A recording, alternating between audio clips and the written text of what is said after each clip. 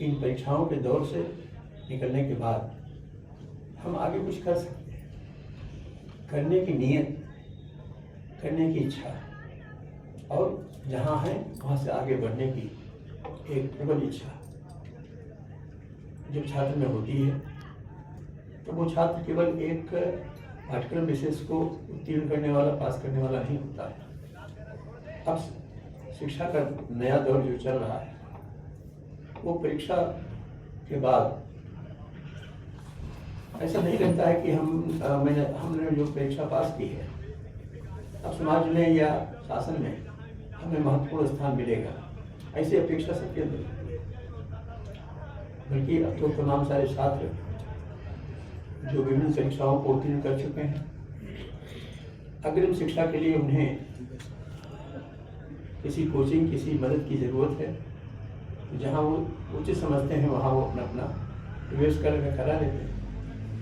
महाविद्यालय जो अब तक आपके लिए काम करता रहा है, आपके भविष्य को उन्नत बनाने के लिए, आगे की जिंदगी सुविधाजनक बनाने के लिए, और केवल अपने लिए नहीं।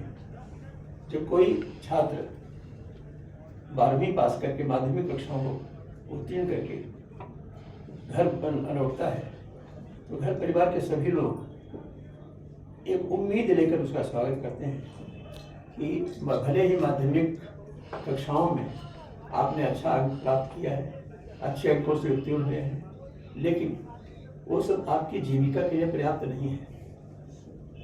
आज की जिंदगी कोई एक शहर की जिंदगी नहीं रही है, कोई एक गांव की जिंदगी नहीं रही है, बल्कि हम सब की जिंदगी विश्व का एक ऐसा हिस्सा बन चुकी है जहां से पीछे लौटने के लिए कोई रास्ता नहीं है।